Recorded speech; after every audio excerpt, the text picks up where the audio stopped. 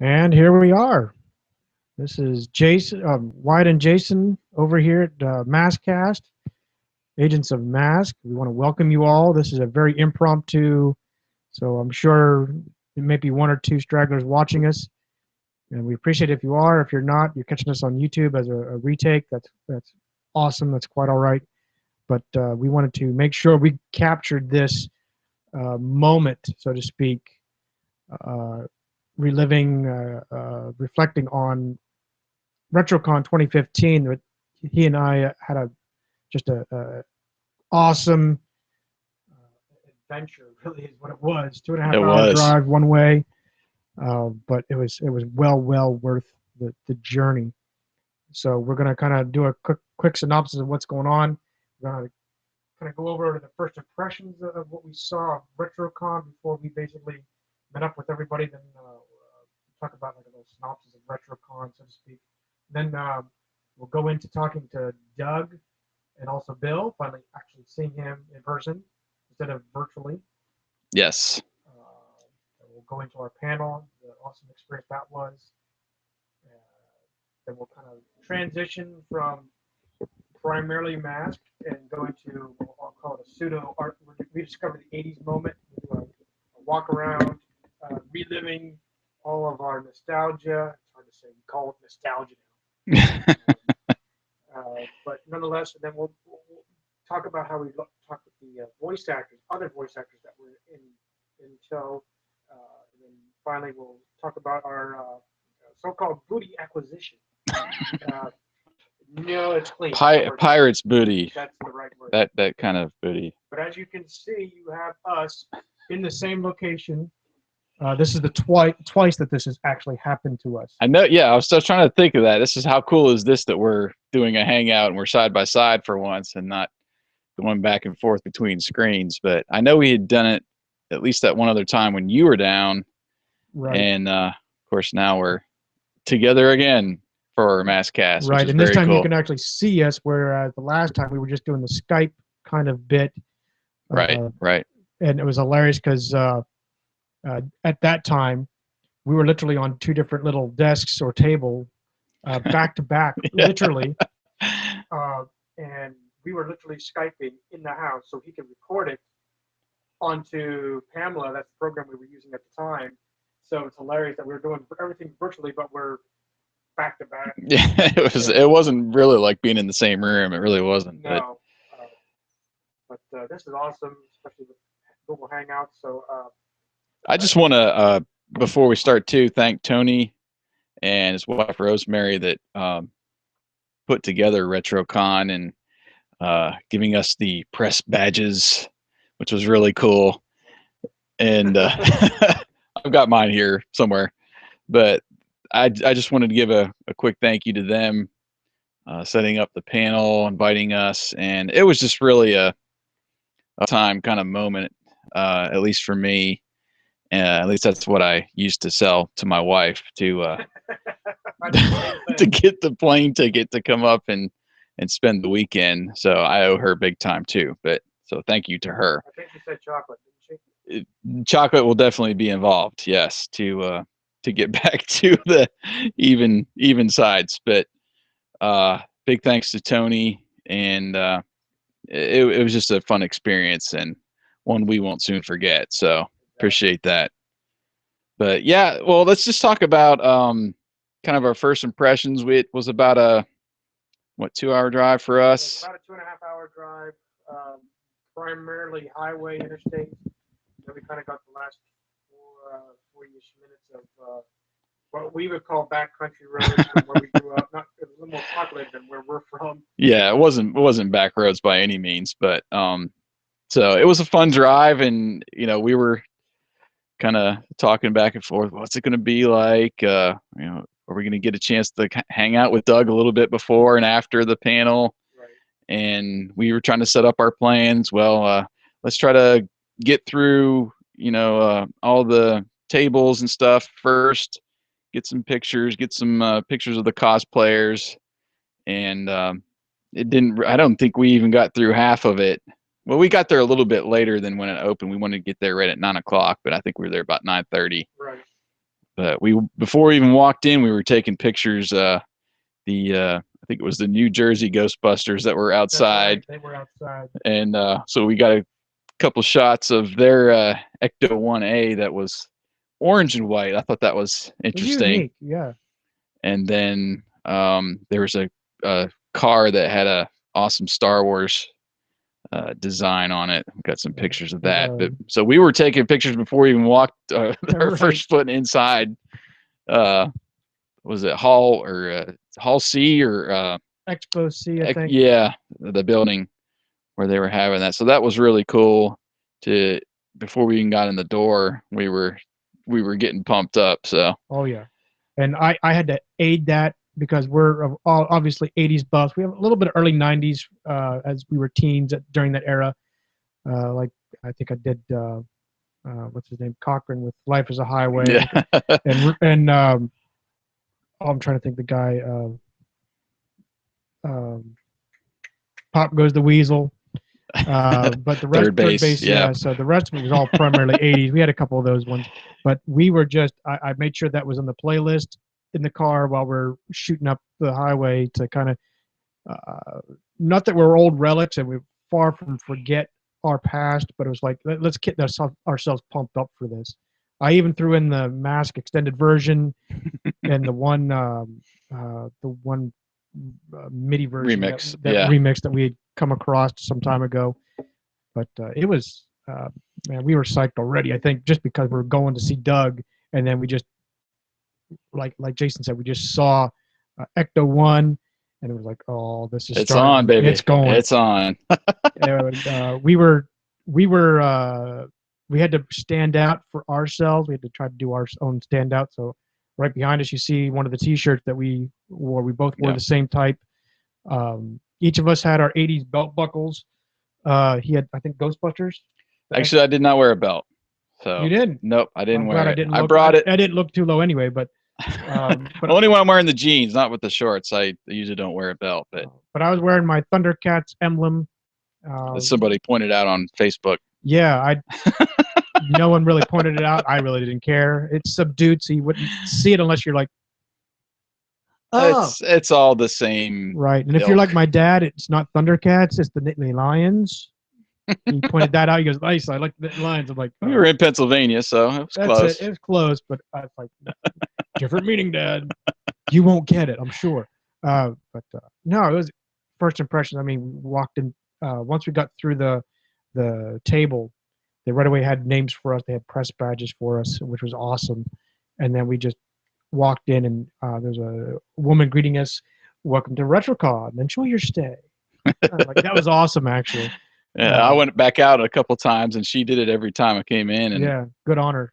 It was a fresh she was look. dedicated. Yeah, exactly. It wasn't like, welcome to RetroCon. Yeah, it wasn't like a Walmart greeter. Definitely not. Yeah. Most of them were like, anyway. But yeah, it was great. And you just I won't say wall to wall, but pretty dang close of anything retro.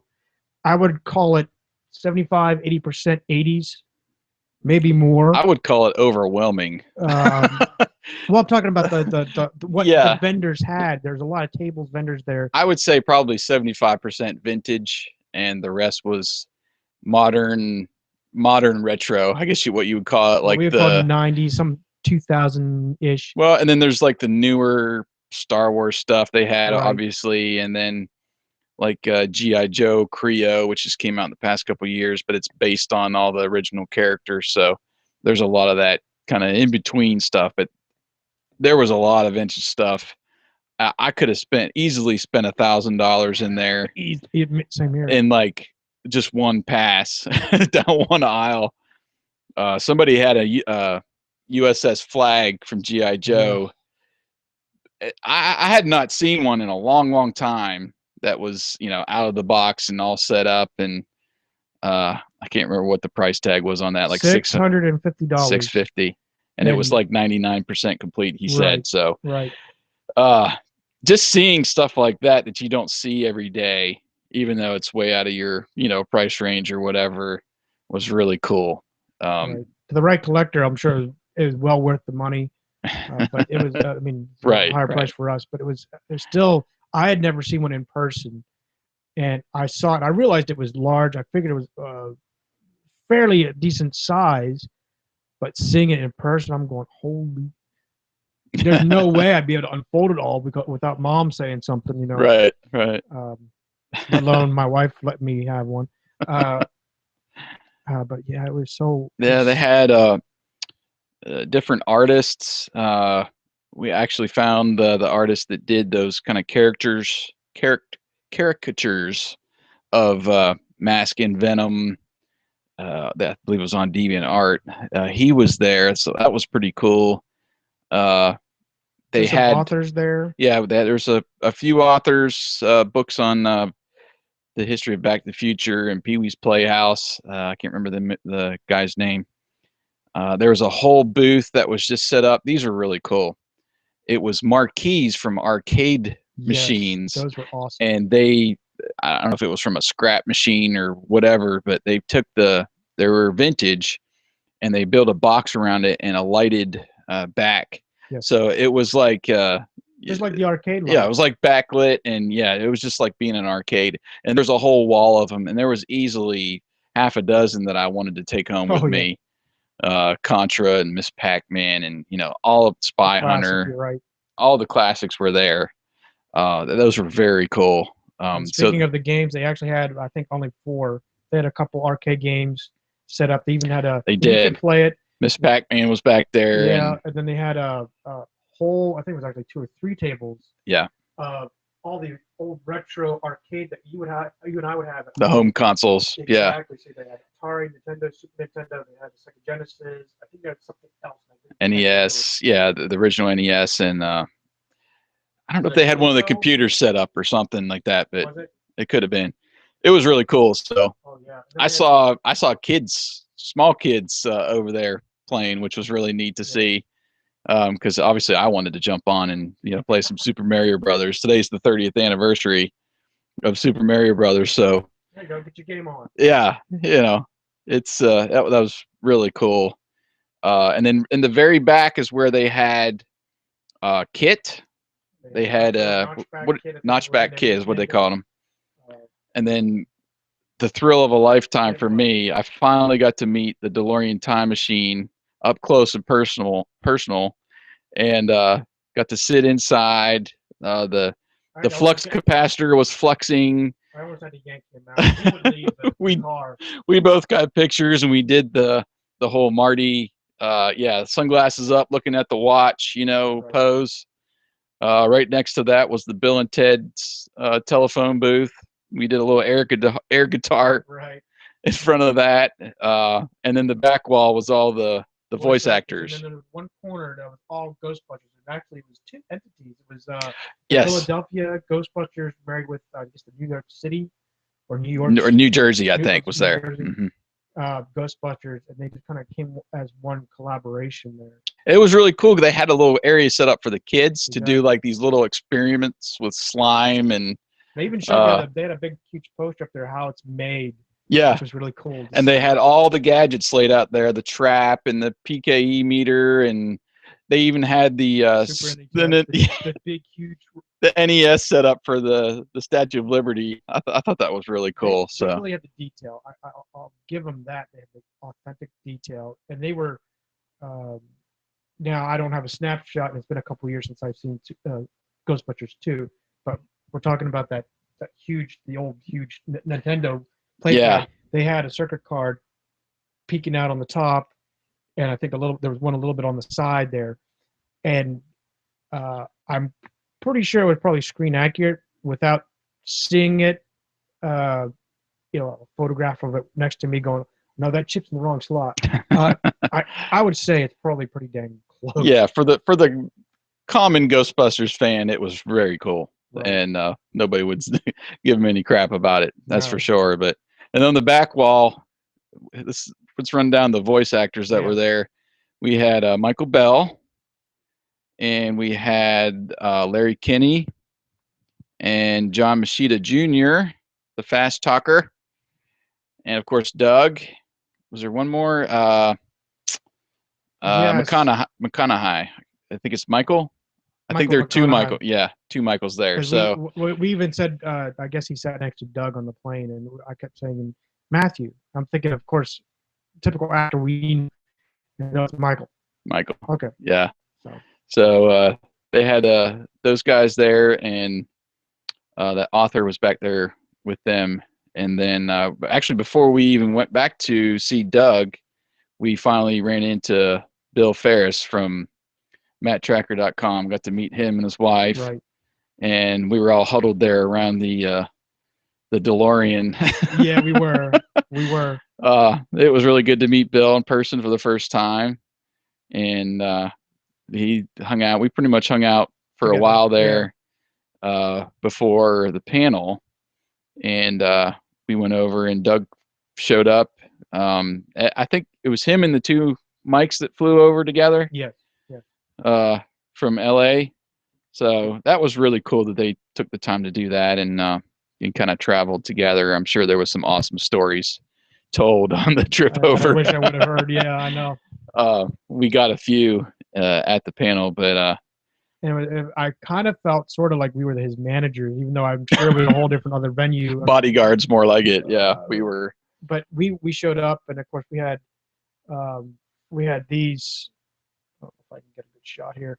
We had these posters made up. Jason actually did all the artwork for it, just for Doug to be able to sign something, because we didn't know if he would bring in anything or not. And most of the guys actually didn't bring anything, so they were just there for people to sign. And we're like, here you go. Let's help you set up and so forth. Can I get you anything?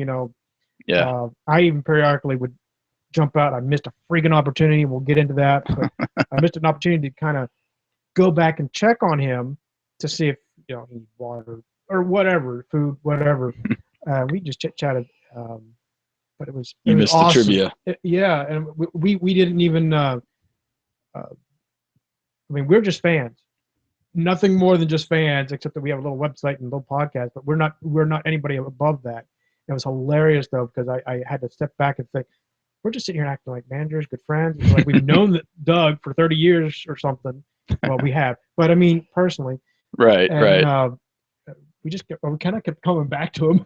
Yeah, and he was real cool about it too. Oh, yeah. I mean, I was worried about we were taking time away from other people, and there was a couple times where I'm like, all right, let's step aside and let some other people talk to Doug, because I didn't want to overwhelm him. But he was really cool. Yeah, we supplied those prints for him to sign, and then these were the flyers that I made, basically trying to connect everybody to the M.A.S.K community. And then on the inside, of course, are the three. We'll going backwards here with the camera, but three of the I guess most active M.A.S.K websites out there. Of course, us, and then we got Matt Tracker and Boulder Hill in the middle there, boulderhill.net. And then on the back, I had a little blurb about that We Want M.A.S.K site that Bill created. And then in the middle, it's really hard to see with this. I'll just describe it for you. It's a fan site, blogs, beginning with Albert Pineo, which is where we kind of, he's our encyclopedia, if you will, Wikipedia. Right. Really, and it just goes down the list from us, boulderhill.net, the M.A.S.K Wikia, M.A.S.K Comics, Blogspot, the M.A.S.K Fans United on DeviantArt, MASKsite.com, M.A.S.K Toys at Tumblr, MacTracker.com. And then there's one called Mobile Armored Strike Command with dashes in between on Blogspot, and it's more of a resource too. It just runs down all the separate vehicles and toys and stuff. And then at the bottom, I also had the Facebook groups, so those are pretty active.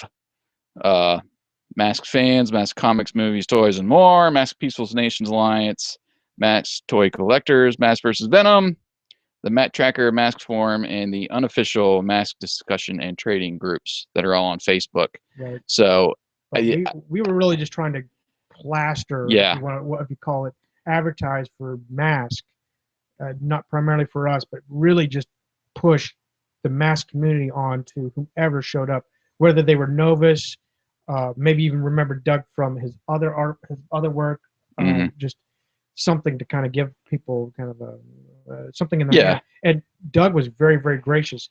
If they came up to get to get something signed like this, he was handing them one of these a flyer guys. too. So So yeah, it was all about connecting and just letting people know just about how all these cool groups and sites that are out there. And if I missed yours, I apologize. I tried to get as many on there as I could with the space that we had, and but it was just all about trying to connect with the community. And I think it went over pretty well. We had quite a bit there at the table, and Doug said, and we pretty much invited him to take anything with him if he goes to another con right, out on the West Coast or something. He'll still have some more stuff to sign. And oh, we don't want to forget Eric too. Eric at BoulderHill.net made these little cards, which are really cool. Some of them had M.A.S.K characters on the other side. Some had Venom, and some had a QR code for his website, and we made those available right, as well there. And they mainly got distributed at the panel itself. yes, So that's cool. Eric just got those to us in time, and we took those along. So it was really cool to see people walking up to Doug beforehand once he sat down, and they were taking pictures and video, and of course they were with all the voice actors there. But I don't know, it was just cool that they were there because they know Doug from M.A.S.K. right. And That I would say that's the primary where they know him. In fact, if, I don't know if you see it on my Facebook, if anybody's following mine or even Agents of M.A.S.K. And Jason, behind each voice actor had a placard. It was very simple. It had Doug Stone, Matt Tracker, and then you'd have Michael Bell, Duke from G.I. Joe, and so on. Very simple. That was kind of like I guess their highlighter, the most well known. Yeah. Yeah. So it was awesome to see that. And like I said, that's where probably, and even Doug even said that was kind of his claim to fame, or what propelled him into the voice business, acting realm. So so that was cool. It was great. I'd say we transitioned off to the panel. Yeah. It was a good setup. I think the acoustics were kind of bad for us for the panel, and to hear the questions from the crowd. Right, yeah. We really, I wish we had had something like a mic for the crowd. Yeah. Because a lot of us, I have a video. I'm going to try to beef up the audio because it was really lousy. You can barely hear us talk, but you can see us going, trying to hear the people. But Jason did an awesome job introing. Let's just stop right there because I was nervous, and we had a list of questions and stuff to ask pretty much everybody if we needed the firepower, or whatever. And as we started, well, first Bill messaged me and was like, "Do you want to do the introduction?" And I was like, "Oh, okay." I thought somebody else was going to take care of that or whatever. So it just being up there was just a weird feeling because we're definitely not celebrities, right. and we are kind of mask experts, I guess you could say. So obviously there was a reason why we were there, but I don't know. It was just surreal being there and sitting next to Doug and Bill. And anyway, we started, we introed, and then it was the Doug Stone show, which was what we wanted. It really was Doug Yeah. Stone. And it was, like you mentioned, it was exactly that. It was surreal because initially when RetroCon was, I guess, I'll call it, I won't say formulating, but kind of towards about halfway point of them probably planning and so forth, it was just Doug. There was no other voice actors on the slate by any means. It was just going to be Doug basically sitting up there. And I'll be honest, I was just going to go fly solo just to see Doug. I mean, I probably would have walked around, seen things. Well, I think they were going to do a panel with all the actors, which I think is going on today, just the voice actors, but they didn't have anything specific just for M.A.S.K until kind of you came on board and Bill came on board. And then I think Tony offered, would you want to put a M.A.S.K panel together for the 30th? Exactly that. It was exactly that. And I'm saying a backstory to kind of get to that. Like, there was nothing. I was just going to go up to see him and shake his hand and say, "Hey, I'm Wyatt. we talked virtually, and that was it. And then Bill got linchpinned into it. I think as a kind of as facilitator at the time. He was first. And then all of a sudden we were starting to see, oh, we got Michael Bell and we got this guy. And then I think, is it Tony? Yeah. I apologize. Mm-hmm. But Tony then kind of must have, in his planning, went, oh, let's do a panel for all the voice actors. And since we have Bill, maybe we can hook Agents of M.A.S.K in here and put together put something panel for Doug and make it an actual M.A.S.K event. And was it Bill that talked? I was at work completely devoid of Facebook and connections and stuff. I think you messaged me actually, text me and said, hey, you want to do a panel with Bill? I'm like, what? A panel? I'm like, what do you mean panel? I'm not thinking like wall panel or anything. I'm thinking, what kind of panel are you talking about? And then the next text was like, oh, with Doug. Huh? Yeah. So I'm going to be on stage with Doug. What? And then it wasn't, I think 2 days later, he says, dude, I got to make a way to get up here. So, and sure enough, he did. And conned my way, and right, but like, fast forward, we're at the panel, and it was surreal. I'm sitting next to him, and I've had public speaking experience, so it wasn't too, and it was kind of funny because I'm sitting there going, we're ready to go, and you see Jason. If I can get the video going, you see Jason up there standing, working with his papers. Yeah, I was like spreading everything out for people to come up after the panel to grab some free stuff. Me being the prepared person I typically am, I had this folder of everything, and very slight backstory to that is we created a shared Google Docs mm-hmm. to do basically a PowerPoint slide. It was just so that we had something prepared for the whole panel in case crickets. What we talk about? Yeah, we weren't sure how many people were going to be there either, and right. I had a count of 40 that stayed. There were a couple of stragglers that would walk in and walk out, and I didn't count them, but people would walk and then stay, walk and stay. So I counted about 40. Yeah, and you could tell the hardcore M.A.S.K fans were up front, right up front, ready to go with some questions, and we introduced Doug and kind of us after Doug, and then it was basically, well, since we got Doug here, Doug's the main, focal point of this panel. We asked him about, how he got into voice acting and eventually got into M.A.S.K.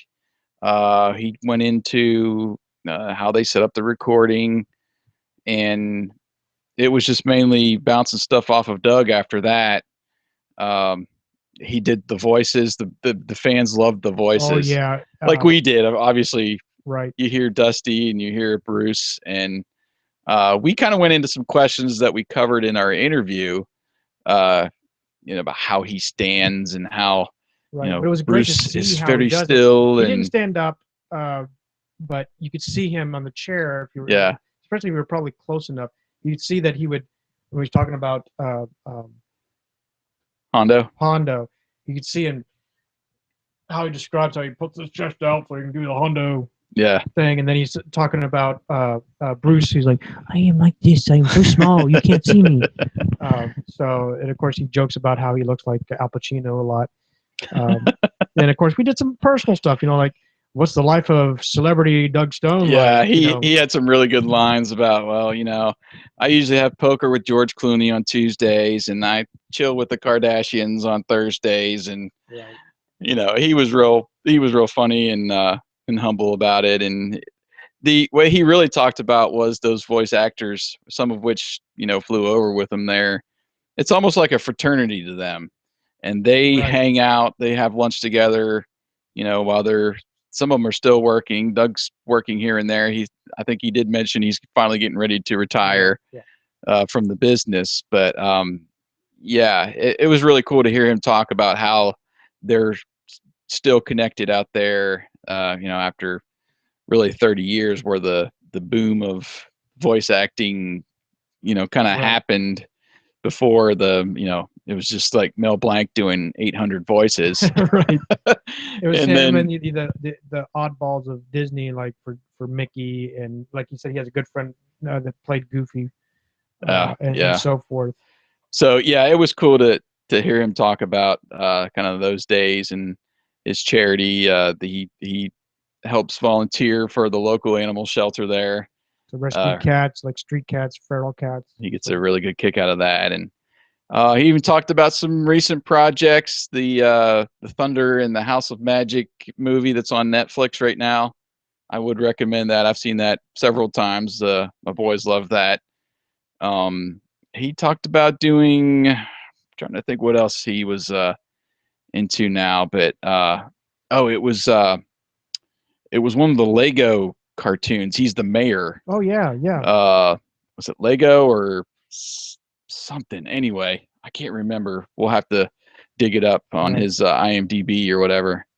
But I didn't even know about that, and I thought that was cool. So he's taking the jobs that kind of comes his way, and kind of going at his own pace nowadays instead of the 20-hour days or whatever he said he was doing. Exactly like he described to us in the past MASKast. He was saying he'd wake up at 4 or something like that and be done at midnight, but he still work at all that time with everything. He had the looping group you mentioned. Yeah, he was directing too, so it wasn't just voice acting for him. Right. He had his own company. He had his own company that did all that looping for Xena and Hercules from the 90s. He was talking about, and Jackie Chan movies and all those background type sounds that wasn't the main characters was all through his looping company. And I thought that was really cool. So that was awesome. Yeah, we did. I mean, at the very end, we Bill and him yucked it up about some hockey. Right. Of course, Doug is from Canada, and Bill, he's a big Flyers fan, hockey fan. So they yucked it up there a little bit about hockey, and the fans had a lot of good questions. They came at him with how you came up with Matt Tracker, and can you do some more of the voices? I think he tried to do Hondo at one point. He's like, I just can't do Hondo anymore. He did do Psycho Mantis for one of the somebody asked about the Psycho Mantis character from Metal Gear Solid. I think our final to do for the whole thing was they asked him to voice Matt Tracker. It was comical. And I forgive him for this. You have to, because he's, like he said, he's voiced over 1,000 voices. So he's like, give me a line. We're like, oh, well, and then we're trying to, and what's hilarious, we're all like dumbfounded, like, we know this show. Why can't we give him a line? So we finally said, select the best agents for this mission. Yeah. And so I think that was somebody from the audience that suggested that. Yeah. So it was awesome to hear him. And you can tell it is aged, and he even admits it, that he's more like Grandpa Tracker, not Matt Tracker. But it was still awesome. He did some fun lines at the end too, where he was like, come on, Scott, T-Bob, you stay at home, Right. He was having a good time with it, and I think everybody did. We got a good chuckle and a good round of applause at the end of the panel, and it was fun. It was real fun. I ended up, after the panel was over, we connected there with Bill again, and I think he was we were I think already chomping at the bit to go through the the whole con and all the tables and stuff that they had there, and we kind of parted ways I think at that point. But I ended up staying. There was a trivia contest right after our panel, and managed to snag a couple prizes. That's when you went back and hung out with Doug for a little bit more. Up. Yeah, I kind of. It's not stupid. I mean, you got to hang out more than I did with Doug. Yeah. So. I guess not stupid in that part. You're right. I did want to kind of hang out. I'll be honest. I was guilty. I wanted to hang out with him, but I'm like, I kind of scoured what was on the table, and I didn't see anything. I mean, there's a couple little things that had already got snagged. I saw several things that I wanted. So I'm like, you know what? I don't really need anything else. I'm not. I know 80s, but I'm not like, unless it's specific. You get me on Airwolf or Knight Rider Dukes, you pretty much got me. Everybody else, he's got you. Well, I was even stumped. I find it hilarious. They didn't even ask the question. It was a topic. And he's like, yeah. Well, there's some people there that were chomping at the bit for some of those prizes up there, and we were going through this. So, and I said, I'm gonna go check on Doug. I literally walk out, and lo and behold, there's Miles Mayhem cosplay. I'm like, dude. So I literally kind of jog back into the trivia, and I'm trying to tell him, dude, ma'am, and all of a sudden I see Voltron. I'm like, how'd I miss this? Yes. So I'm like, you probably would have got that question too, because they're stumbling, I think, on that question, and they had what was it? One was a T-shirt. I had a couple Voltron T-shirt. Yeah. There's 2 different Voltron prizes. But and he said, who was the son of King Alf or King Zarkon? And I was already up. It was already someone else it was already beat me anyway. So I missed out on that. I did try to hang out a little bit longer, and I still scan. I'm like, I'll see you. Yeah. So I did hang out with Doug for a while. We just chit chatted and just nothing. I mean, it honestly acted like he and I were buddies for a couple of years or better. So it was really fun. Jason got to score a couple things. We're going to show, like I said, we're going to show our pirate booty here in a little bit. But we did transition to kind of a walk around to the whole RetroCon. And like Jason said earlier, if it we was had the overwhelming. pockets, we would have. If I have a Chrysler minivan, I think I would have had to do a second trip. Or have the outside loaded down to the gills. No, with young kids, it's hard to go to antique malls and thrift stores, right? Thrift stores and stuff like that, and just you got to kind of take all that in, and it's not. I focus a little bit here, and then somebody's tugging on you. Right. We got to really inspect the aisles on we this. actually got to place. Shop. That's the best way to put it. We got to shop. We did. It was like it was like literally jumping in the DeLorean time machine, going back 30 years, and showing up at like a Toys R Us. That's exactly right. Because they had everything, and there was probably 5 or 6 aisles on both sides. Tables the length of the building, right? Of you name it, and it was there. You're missing a GoBot in your collection, it was there. And that's what I kind of wish I did in some ways. But they'd have kind of like their already prized stuff or near new or mildly used type conditions out on the tables. But a lot of the vendors had bins underneath, and it was kind of a fair game bin. Yeah. There were several, but I caught this guy. This guy had a literal plastic tub probably about this size. I don't know if you can really see it. They're viewers, but it was a fair size. And he said, I said, I'm looking for Optimus fists. I have everything else. I just lost the fists, of course, through childhood. Like, if I had them, they're in there. And it was a huge part. Now, all I saw was mostly guns and stuff for the Transformers stuff. But I'm like, wow, you could get, I would say, almost everything. Where's the refresh on that? Okay. F5. But yeah, it was just fascinating to be able to go through it. And it wasn't just Transformers. You had GoBots there at a few places, somewhere still in their boxes. Yeah, there was a lot of stuff that was boxed. I was really surprised on just the sheer amount of stuff that was boxed or new on card, still in its packaging, with the bubble and everything. There was even some custom work. We saw a Transformer Herbie. Yeah, it was mimicked after Bumblebee, the original, actual Volkswagen Beetle Bumblebee. So it was actually bubbled, and they had a custom bubble for it. The guy actually had a custom placard, the paperboard for it. There was some custom action figures there that, God bless these guys for making them. I can't afford the $50 price tag for one action figure, but they had like Crockett from Miami Vice, and they had several. They had the 2 Contra guys that was basically custom painted from some of the other reaction figures that are out there. Just crazy stuff like that. And I've seen some stuff online for like figures based on Atari games and stuff. And if money were no object, I would have walked away with several of those. They were really cool. But the custom, for every cool thing that was still in the box, there was some custom stuff too there that was just really, really cool. Right. And then there was literally I don't know, you'd run into a dozen cosplayers as you're walking along too, and it's kind of sifting through the toys, and there are the Super Mario Brothers, and there are the guys dressed up like the guys from V, the old Oh, yeah. miniseries. Stormtrooper, a lot of Star Wars. There was an unbelievable. I'm going to put some of these up on Rediscover the '80s, but there was probably the best one that I saw was this GI Joe clan, and you had really cool Snake Eyes. You had Pythona from the movie, if you remember her, and the dude that took the cake was Serpentor. He was up on. He had the chariot up That's on what, wheels. that I was mean, it was actually awesome. really detailed and cool. And there's a couple other. They had a bat and a couple other, characters from GI Joe. But I don't know. It's cool to turn a corner and you run into Snake Eyes or somebody. Right.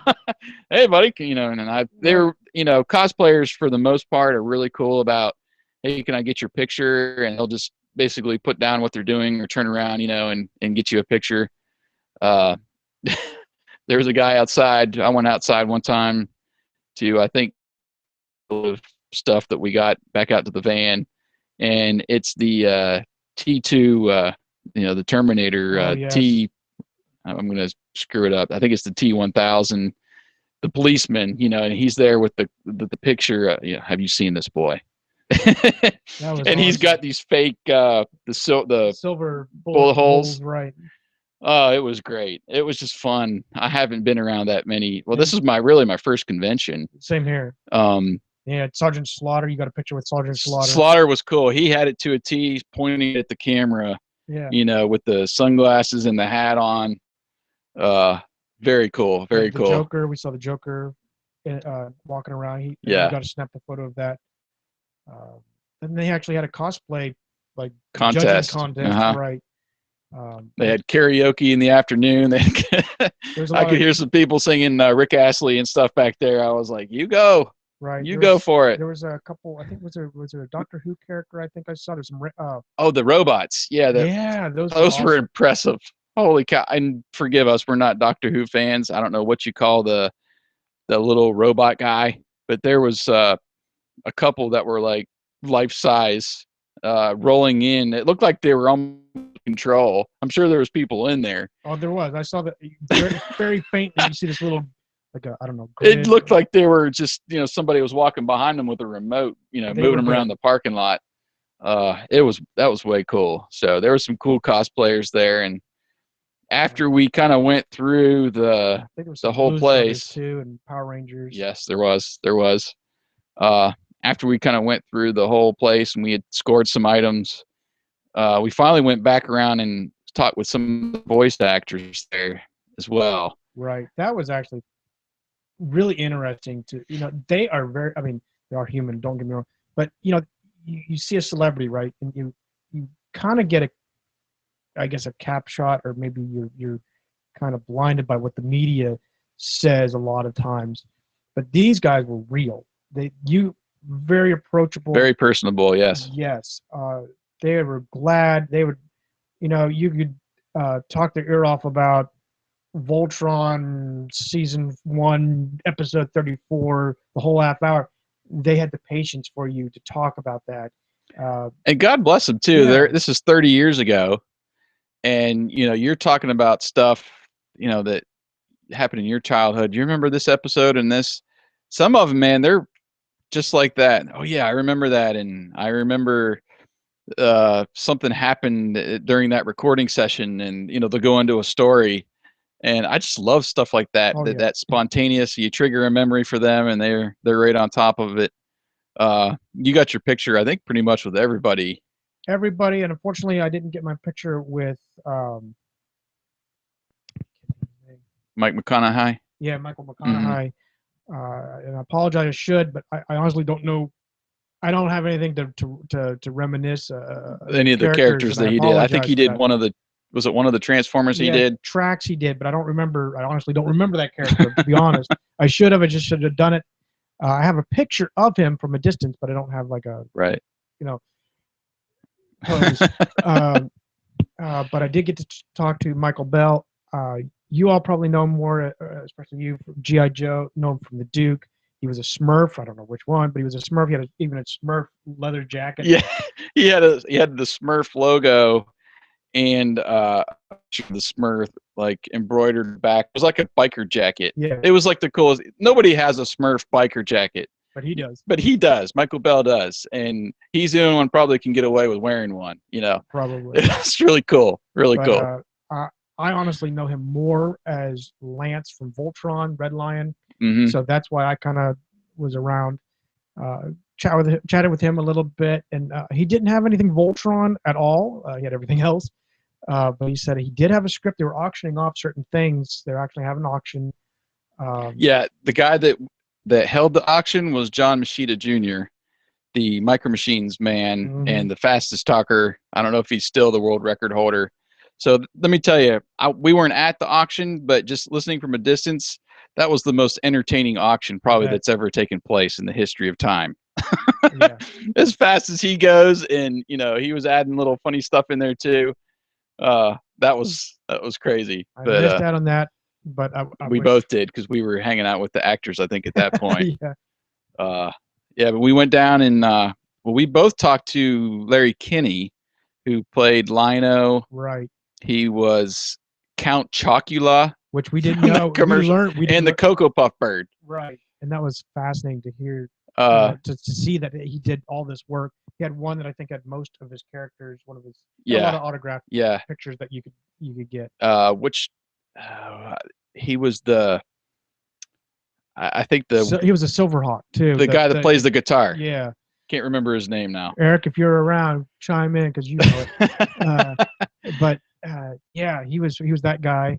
Oh man, I'm sure he was a couple others, but of course we both know him more as Lionel. I'm sure he was very personable. Chatty. I talked to him. I didn't know his story really, and I had forgotten about the commercials and stuff. And I think that's how he initially got his start, is mainly through doing the voices radio. in the commercial. Radio first. He started out in radio.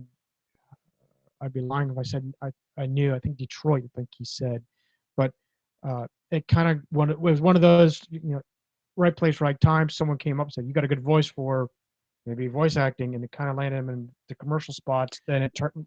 Well, and then what he was saying too, you know, if you're watching a commercial, you're watching Count Chocula, you're not getting the actor credits at the end. Exactly. So no one knows who you are, like you do in a show. So that kind of initial work led him into landing Lionel and the Jackalman. He was the Jackalman too. I think he said each of the main actors in Thundercats played one from each side, the good and the bad guys. And he did some pretty good impressions, even nowadays. He was pulling them off too. That was really cool to talk to him. And I talked to John Machida a couple times. I walked up and kind of in passing said hello. I didn't have anything for him to sign, and I thought out of all the guys, it would be fun since we could, you know, kind of scourge through the con, and I wanted to find a Micro Machine in the box for him to sign, and I found a really cool James Bond collection. And I actually came back and was talking with him a little bit, and it was really cool to hear his story. He didn't do a lot of animation. Really. He was mainly through this ad agency in New York, and of course, he's famous for being the FedEx man when it absolutely positively has to be there overnight, you know.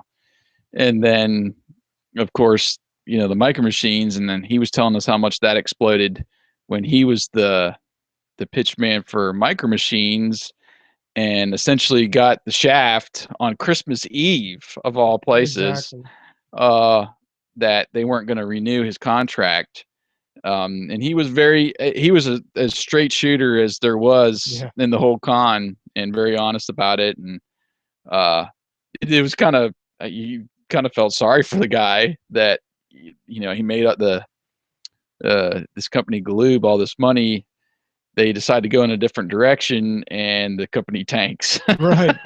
their main, you know, seller, the Micro Machines, got it kind of went south from there. But his agent, he even said his agent did everything in the world, tried to convince to keep him. Just everything that they could to keep him, because they're saying, you are making the commercial, you are making the sales for them, and so forth. But it was really cool. He was just, it was like every all the other actors. He was very personable and Right. gracious, and we took some pictures and got him, some of them to sign some stuff. I got Doug to sign my Paul Pamphilone Spectrum poster. I would have tried to get it up in the background here, but it's curl. We don't have anything. Yeah, I fancy don't. Here. I actually don't really want to take it out. And Right. You can see my office doubles as the bedroom, the spare bedroom at that. yeah, So, but yeah, we got that. Wyatt got one of the prints signed. I think that's a good transition. Now let's kind of do a Oh yeah, pirate booty acquisition. What we found. One thing we did find, and it was hilarious. Oh, it was you that found it. Yeah, I found it, but you were in the middle of buying your micro machines, I think. Yes.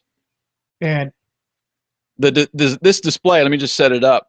This display next to where I bought those mic machines was basically all vintage, like Halloween masks and costumes. Right.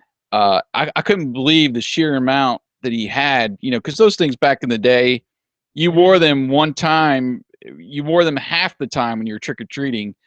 They started to rip, the rubber band was gone, and right, they pretty much disintegrated after one. And the sheer amount of stuff that he had there was amazing. And then out front, he had this bin that was just like odds and ends. And I guess I have a habit when I'm in conversations, and if I've lost, my attention is lost, I kind of just look down. Maybe it's the introvert part of me, but I'm like, hey, dude, check this out. And lo and behold, all I see, I don't know if I can do it right, I see this little ear sticking out. That's all I saw. And then lo and behold, here's a freaking birthday party mask. 2 packs of them we found. Well, that's it. He said, I asked, what do you want for him? He's like, $5. I think there's a second one at the bottom. If you dig far enough, it's yours. Huh? Oh, I'm digging. 2 for $5. I'm like, Jason, here's one. So we scored that.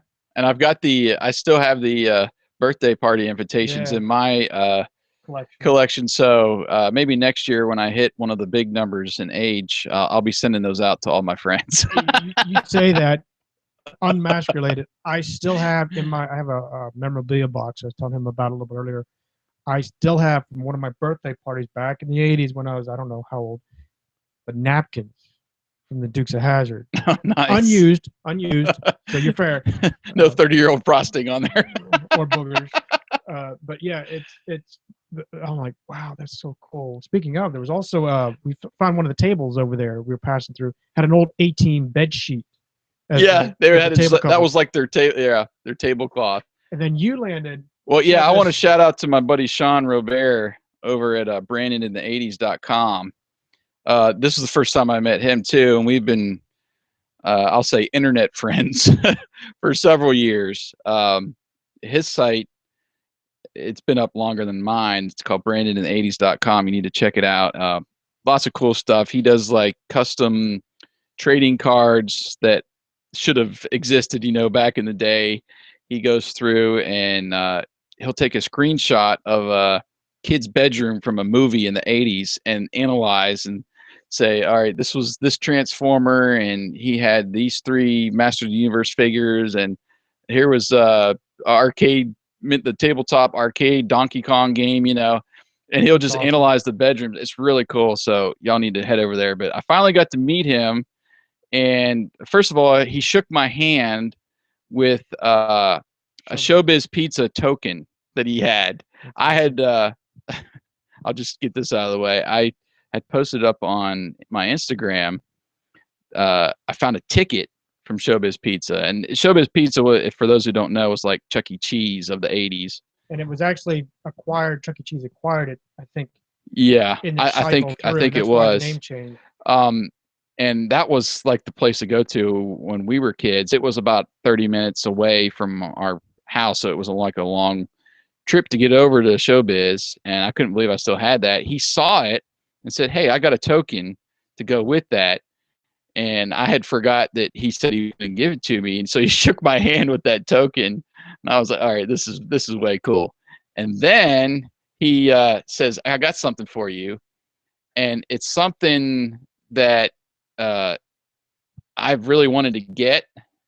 They've been only available they were published in the UK, but it's these novelizations of M.A.S.K episodes. I think they did 8 of them in all, and he handed me the first 2 right here, and I was like, dude, this is awesome. And I from there, he collects. He has a Hot Wheels collection like I do, the pop culture ones, and I gave him a DeLorean. It was the new wave DeLorean, and I was like, man, my gift is so much less than what he gave me, but I am going to give one of these to Wyatt to add to his collection.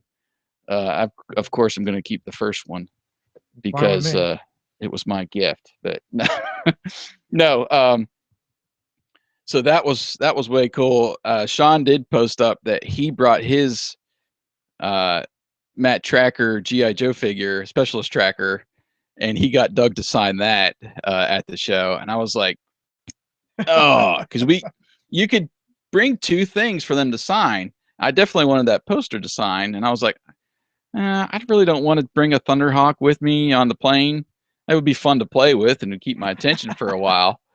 But I didn't really want him to sign a vehicle. Totally did not think, because I have one in the box still too. And so good on you, Sean, for thinking about that. So that was cool. What else did you land? Well, I'll get this also, like you saying, out of the way. Eric, we were able to land. We almost actually forgot, to be honest. You made up your little squares here. I'll be right back. Like I said, you're great. They fell. We got him to sign. I don't know if this camera will pick it. You can kind of sort of see it. So you have one on the way. It'll be in the mail. I'll call it ASAP. And then I also got one of our autograph photos here for you as well. This is it actually for you. So it is on the way for you, Eric. And we were talking. In fact, we were in conversation. I don't know how long ago, prior, like 10 minutes prior. So we're saying, the old Alf puppet. You remember those from Burger King? I know we had a podcast about it at some point. Here comes LL Cool J as we speak. And the Ray-Bans. Yeah, this was the Marty McFly routine I pulled. While you're right. So I lost mine years ago. I don't think it was exactly the same, but nonetheless, it was the one of the Alf puppets. Bully Baseball. Yeah. He's in his uniform. Minus the little paper thin record. I'm sure it's at my mom's. Where, I don't know, but I'm sure it's there. And then I think the final, double check it, but I think the final thing I was able to acquire, wanted it for a long time. In fact, it was on my eBay wish list, so to speak, was Three Stooges Nintendo game. And I think Jason and I are going to have a game here after the recording. I have to find my Nintendo first. Yeah, we played that back in the day. That was one of our go-tos, yes. Along with Spy versus Spy, which the next time I'll have to ship ahead all of my Nintendo games so we can just have hours Nintendo night. Yeah, have a Nintendo night. Yeah.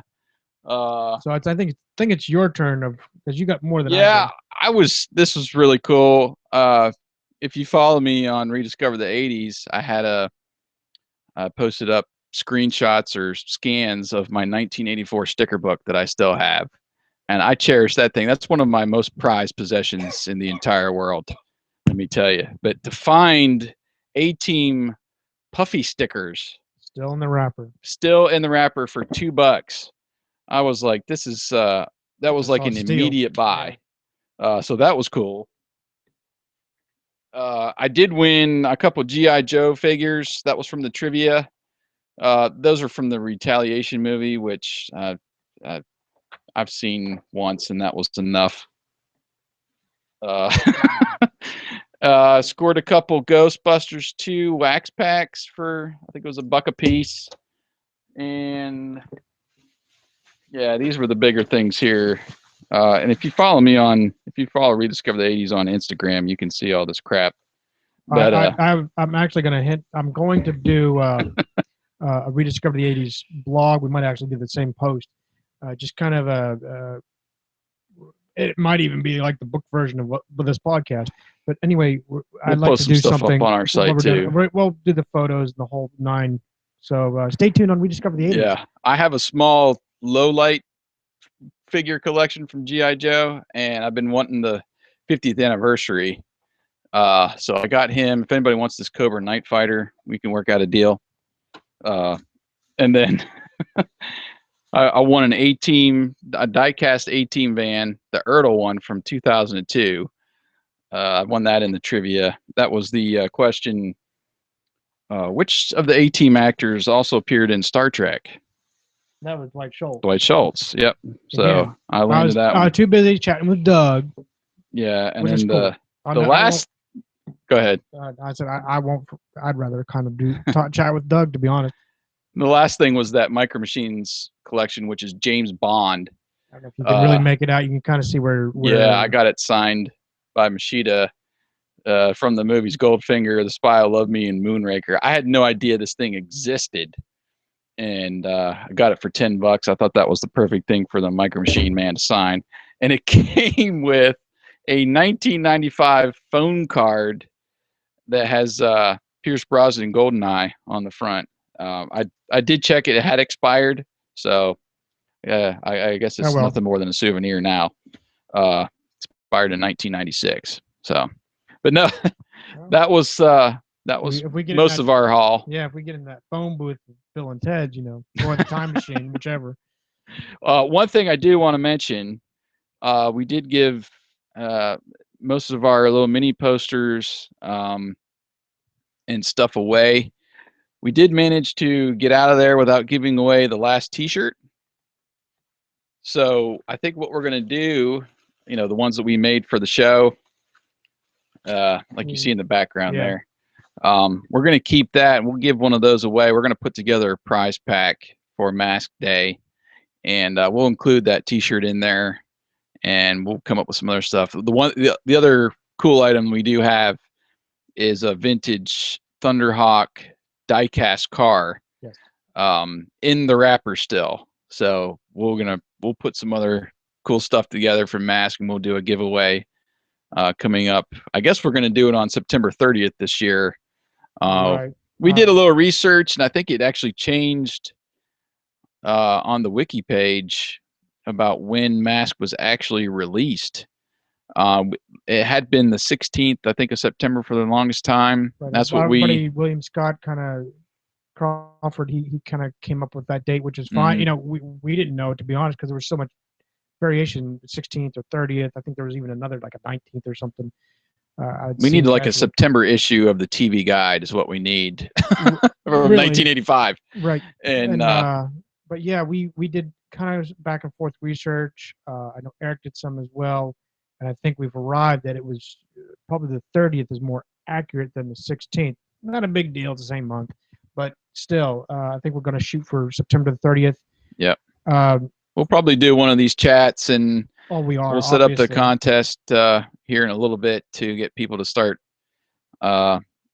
entering and such. So, I haven't checked to see how many people we got signed up. I know we got in about, 20 new likes or so on Facebook just from yesterday. Yeah.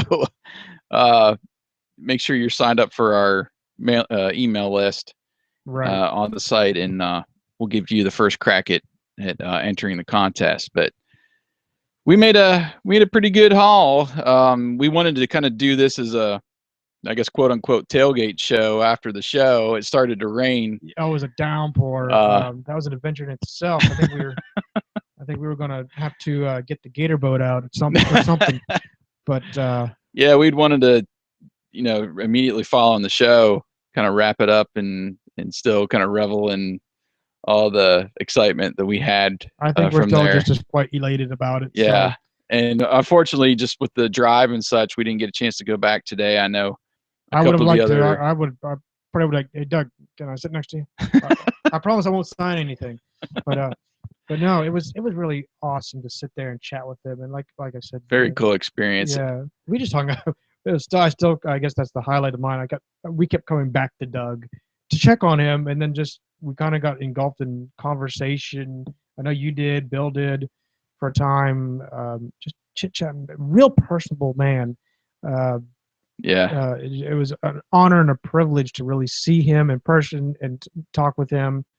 Uh, He even said at the end that this was his first convention too, and he's been weary of kind of attending these things, but um, he said at the end, I think right before we left, that he had a great time, great experience so far. Definitely open for doing more. right. Not just maybe next year at RetroCon, which we would hope he would do again if given the opportunity, but maybe some other conventions as well to get some other people, other fans out to see him, maybe on the West Coast. Right. And so I do remember. Was glad that he was having a great time too. He had an awesome time, and the one thing as we walked around, like we kind of did a last lap, and Doug was talking there. We were talking about, yeah, I'd like to get some of the old actors or the other actors. He had I guess he had the figures of there. He doesn't have the bad guys of the voice that he's done. So while we were talking, and it was like the last half hour we were there, I said, we missed a lot of questions. Sorry, we didn't have the we'll get to him. We get to him. Bill's online. So is Vaughn Baskin. I see him over there. So anyway, so he was saying I don't have like Bruno Shepard, Boris, or Nash or Maximus. So I said, you know what? I did have a bin right around the corner that had figurines, and he says, "Oh, I've got to check that out tomorrow." Like, I'm going to do him a favor. It'd be our luck they're gone. So you were busy. I think you were back at Gawking at the DeLorean. I don't know. But anyway, so you were. I don't know which one you like better, DeLorean or Doug. But anyway, so I walked around the corner. Come on. And I'm going through, flipping through. I'm like, sure enough, I found two of them. I needed your help. I did rope you back. Yeah, I was there with you because we were digging through this bin looking for Doug's Venom figures, Venom characters. And Boris, I think is who we found. Yeah. And that was all they had. One had a helmet, one didn't. And helmet, mask. Sorry. Real world gets to me. But anyway, nonetheless, I took it back. It was like, I can't remember, $13. I don't know. But I gave it to him. He's like, "Oh, this is great. I'll pay you for it." I'm like, "No, my gift to you for coming out and being so personable and real to us, mainly as fans, not anything else. Just fans, really." He's like, "This is awesome." So I know that he really appreciated him. And the last kick that we kind of got to ourselves, so to speak. Again, we weren't looking for a spotlight by any means at the panel or otherwise. We had a guy. We were walking through the vendors, and one gentleman stopped us and says, "What do you think about the racing series?" I'm like, huh? Which was really cool because we got to kind of chit chat of what they were thinking and so forth. Of course, we don't know really what the real thought behind racing series was, and we'll get there, I'm sure, in our episode stuff. And there was another gentleman that stopped us about M.A.S.K, I think. And then someone, of course, stopped us about the Stooges. It was hilarious. He actually threw out a line, and I came right back at him. My memory's so bad. The press pull. Oh yeah, we had the press badges. So he says press, and I go pull. You're a Stooge fan. And Jason's exactly like, yeah, he's the one. Yeah, you picked the right person to pull that joke on there, buddy. Right. So speaking of jokes, no, just kidding. I think we should actually segue into our long list of Q&A. So let's start it off. With, most of them for Bill here. What did you enjoy more, Kit or the DeLorean? I think you know my answer. We had met Kit. What was it? 2 years ago now when you were down? Oh, that's right. We did. Was it last year with AKA Junk? Yeah, this guy up in Noonan, Georgia. I had saw a story on the internet, and he was on the Atlanta News, Channel 2 News. A story about his garage and all the famous cars that he put together, and he came down for a visit, and we went up there and we got to meet Kit. We got to sit inside. He didn't have the dash in yet. No, he had ordered. Right, but he did have the light. Yeah, and the correct nose out front. And he had the blacked out tail light, and he had the right. Everything, everything outside was correct. He just was going to start on the interior. Even the vents. Some people don't omit or don't have the access to his panels Mhm. that are on the front fenders, the vents. So he had that as well. So it was I Yeah. would say complete minus the dash. Yeah. So we got to sit inside Kit. We got to take a bunch of pictures. So I And had then you not had your meeting the pose. yeah. You know, we had to give the Michael Knight thumbs up. Yeah. It was always the thumbs up with Michael Knight. Right. So we had gotten to see Kit before, so I had not, you know, met the DeLorean, let alone got to sit in it or, you know, take pictures. I did get one picture, oh gosh, on our honeymoon in the year 2000 when we went to Disney World Universal and Studios. Universal Studios when they still had Back to the Future the ride. They had a time machine sitting out front, and I got just a picture from it from a distance because they had it roped off and stuff. So this was really the first time I got to interact with it, and it looked pretty well screen accurate. You know, they had the flux capacitor lights and all the, you know, time controls and the little digital readout for the speedometer on Right. top, and the speedometer itself actually looked like, you know, the one from the movie. Right. On the dash they had the clock tower Save the flyer clock tower. They and actually the had letter. the letter from the was it 55 or Yeah, when he's in 18 from the Old something, West. right. Yeah. And I got a, you know, couple close-ups, and I took probably 20 pictures of He that went car. back, I think twice. I don't know. I lost count. I lost him a couple times. So my answer would definitely be the DeLorean. It's hard. I'll be honest. It's hard. I'm a slightly bigger Knight Rider fan because of Kit and so forth. And seeing the notchback Kit was awesome. It understandably, and I'm not knocking you by any means, but I understand that you didn't light it up because it's a power drain on the battery. I understand that. Uh, but I was a little disappointed because the lights weren't on. Yeah. The Kit lights, nothing was going on. You did have a voice command if someone walked up or you pushed a button. But it was still an awesome sight to see I'll call it the season 4 dash. Most of you probably know what it is, but just to make sure, it's the newer LEDs, updated LEDs with the single screen on the right instead of the dual monitors that the uh, older dash had with the white grid kind of light up. I don't know what you really call it. It was a very good. And it had a nice cardboard cutout of the Hoff in the background, Yeah, and I got a picture of that. his jacket, his belt buckle, the license plate was all on the table. Yeah. So that was really cool, the setup that they had for Notchback Kit. But moving on, Bill says you did a great job and you got my name right. Yeah, we've been calling him Bill Ferries for a long time. I still catch myself. I apologize, Phil. When we were sitting in the van, I said, Bill Ferris. I mean, Ferris. Yes, but he corrected us finally after not saying anything. And it's Ferris, like Ferris Bueller's Day Off. So I did get that right. And I've been trying to do better with that. But oh, what else does Bill say? Found about 8 tables with M.A.S.K items. Was hoping for more, but still glad to see that. Yeah, we did. He found a lot more than we did because I found just that one bin of figures, and there was one table that had some. It was the same table had vehicles. Gator. There was another one too, I think. I found a Switchblade. Yeah, we did find a Switchblade elsewhere. That was kind of by itself. I found a Raven in 2 different places. I found that Raven too. So yeah, that was cool that he found a lot more, and I think he posted some pictures of what he found too. The first M.A.S.K sighting as he was walking through. So that was pretty cool. Ninja's game has some terrible controls. It's been so long, to be honest. The only thing I really remember of it, to be honest, was the little snapshots, of from the show, where the boxing and Larry's chasing after that radio. The one I remember is the soup with the cracker, and you trying to get it with the spoon. That was hilarious. And I remember before seeing the episode, there was that, hey, it looks like, hey, what's wrong with this game? He's wearing short pants or something like that. Never understood it until I saw the actual episode. But it's hilarious still. I'm not sure what Bill is referring to. Toyline plush, I would imagine for the racing series. Push. Oh, sorry, Toyline push. I would imagine for racing series. That might have been why there wasn't much of a push for it, or there was a push for that cartoon series. Yeah. Well, but then, we split seconds like we chatted about before.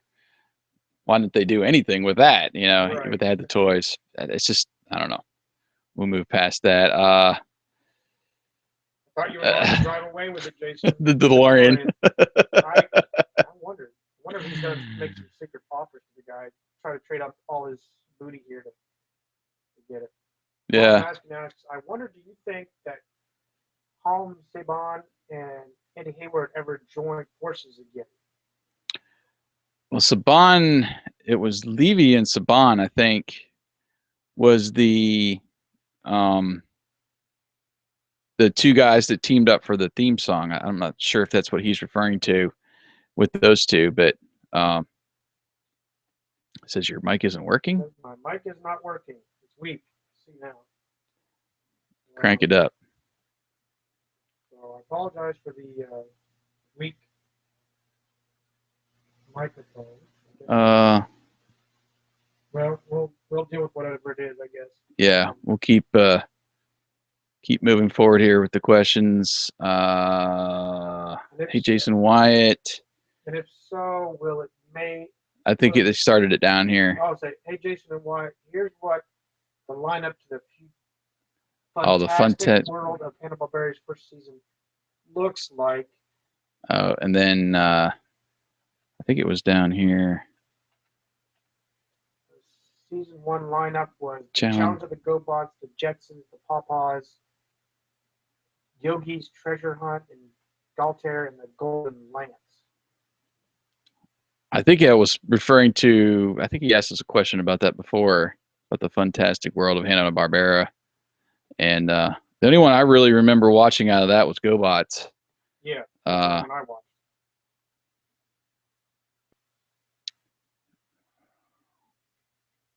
Trying to he's asking several questions in a string here. Do you think that one day maybe Saban Brands and Hasbro Studios can do a new M.A.S.K cartoon when the time is right? And if so, which Geek or Saban cartoon which one would you want to bring back? And if so, will it be made in America or Canada?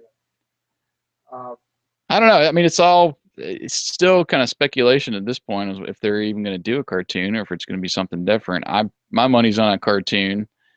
I don't think they're going to be. I think it's just mainly going to be Hasbro Studios, right. Who has their own studio with like My Little Pony now, and I think they put out that G.I. Joe. What was it? G.I. Joe Resolute. Anyway, it'll probably be them. I doubt they'll probably have to either come up with a new theme or get permission from Levy and Saban to use the old theme for M.A.S.K. I don't know. Obviously, I'd like for them to either keep the old theme or do some kind of remix or something with it, right. Trying to keep that same element and not go in a totally new direction. But they might go a totally new direction with the toys too. That is true. I'm sure there'll be some flying cars and stuff, but who knows at this point. I think we've kind of mentioned before, we want to keep kind of the same elements. We'd love to keep the same characters, the same type of vehicles for them and the M.A.S.K capabilities and stuff. I think it would be cool personally to include some new stuff, new agents, new vehicles to kind of mix in, but I don't know. What do you think as far as the card? What would you ideally like in a new cartoon? Do you want a full mix? Do you want it to go totally kind of true to the cartoon? If they do a cartoon, original, as much as I would like to go retro and go back to the 80s and modernize it, the more I talk with Doug, and I'm not using him as kind of a sway bar or sway to that, but I kind of think he has it right. It might be kind of cool to see Scott take over the role of Matt Tracker and have his buddies, however they are formulated, and they have a new set of vehicles Many might still be similar or have the similar effects, like some kind of sub or some kind of boat or some kind of jet car, something like Switchblade. I would like to see something like that they bring back, modernize it, make it, but cater it to. I would love to see it cater to us, obviously, but maybe it's time to make that handshake and cater to the next generation. Maybe having backstories that connect something like a retro scene from the 80s. Do a Oh, it'd be fun to do like an episode that like was Rotex. supposed. Okay, Yeah, yeah, yeah, yeah. Now, form blazing sword. My wife's trying to buzz me, so I thought I muted you. But I know. Yeah, a good example like Rotex. yeah, I remember that one very incorporating them well. into a new episode. Incorporate them. One hop the board Rhino still in Boulder Hill. Rhino's now in the junkyard, so to speak. But that Rotex got out and it's running around like a Well, they cockroach. kind of did that with Thundercats when they brought that back, because they brought back the Burbles for an episode, and so they played off kind of the episodes from the original Thundercats and incorporate them into the new episodes. So Right. that would be fun to do another Death Stone or just not anything about pandas. Let's just leave the pandas out of it. Yes, let's leave Panda Power out of it. But yeah, it would be. I think that's where we have to go. To be honest, as much as us and all our M.A.S.K fans, yes, bring back Shark. That would be great, Bill. But you know, as much as like I said, as much as we would love to see the old '80s IROC Z Thunderhawk, it's time to pass the cape, past the thunder, so to speak, and onto a new Camaro, or we'll see. We'll see. Who knows? Who knows? Maybe they'll just use the same stuff and 3D it. I don't know. I would like them to do, if they can't get the licensing, for the vehicles, which they kind of did with Transformers Prime, and which I would assume they would do in a new M.A.S.K cartoon, is make the cars look similar but generic enough, kind of like what they did with Kit in the new comic book. Yes, it's got almost a modern look, but it's still got the retro nose and feel to it. Yes, so yes. I can see them doing that with Thunderhawk, and it being a red sports car with the gull wing doors, not maybe necessarily that same Camaro front, but they could do something and make it more of a generic car and still keep the true concept of Thunderhawk. So maybe they'll do something like that. That'd be great. Speaking of vehicles, Vaughn asked us, Jason, who is your favorite M.A.S.K vehicle? I think I mentioned at one point it's probably Hurricane, just because that was the very first toy that I had and I still have. I always liked that 57 Chevy with the flames. Yeah. And the transforming was cool. It had that third, wheel on each side that popped down in the middle, had the shooting spare tire. That was awesome. And the headlights that came out. It was just a fun toy to play with. So probably Hurricane's my favorite. And what have you said your favorite was in the past? I'm trying to remember. Do you have a favorite? Well, the only one I ever had until you added to my collection was the Condor. I really enjoyed it because I love helicopters. I really had a fascination with it. But I'll be honest, it's kind of a toss-up. When I was younger, I really wanted the Thunderhawk, because I was like, maybe many people could side with me or see it, that you want to be the leader. Right, so right. I see that lead car, just like everybody wants to be Matt Tracker when you're on the playground. Right. Yeah. And everybody wants to be Optimus Prime when you're Transformers. Right, right. So I kind of wanted that, but again, the helicopter fanatic in me, I actually also wanted a Switchblade, just because it was so cool. You got jet, helicopter. It was a cool thing. So I'd be torn between the two, to be honest. It's a good thing you have them both sitting up there on the shelf. Up there. I don't know if you can see it now. Well, you can see Rhino up there. But nonetheless, yeah, I like both, I guess. Now here's a take for a new M.A.S.K cartoon that Bill just chimed in. He wants a new M.A.S.K cartoon to be Batman Beyond like. Bruce Wayne is too old, and the new Batman, Matt is overseas. Scott in the new team, Patent pending. and yeah, patent pending Nice. for Scott in the new team. So he's kind of, you're saying, the way of the quote unquote pass the torch kind of a thing. You get Matt for a couple episodes to show him maybe some compartments, trade, yeah, and some rooms and compartments inside Boulder Hill that Scott never found, when he was a kid. And oh, here's some other technology that we were working on. Yeah, that you had no idea, and I was able to lock the room. Does so much. You never had the combination of that room, Yeah. Well, that would be cool. That might be actually kind of fun. Well, let's go ahead and wrap this up. I don't want to go too long. We do appreciate the questions, and we're always up for taking questions. And come back on M.A.S.K Day when we do a live chat, and you can just ask as many questions, and we'll talk about whatever you want to talk about for however long. Right. We'll do our best to be prepared too. But yeah, this is true. This is true. So, yeah, this was a very cool experience. We're still reveling in it. Yeah, we are. We're really reveling in it, and was just thinking about it last night before I fell asleep. I was like, oh man, that was just so cool. Yeah, I got to meet so many people for the first time too, and I don't know if it was just the location and beyond the proximity of where beyond was, Bill and Doug and the voice actors that were there, but several other people that I've been internet friends with, and you get to meet these people in real life, and that's always a fun experience.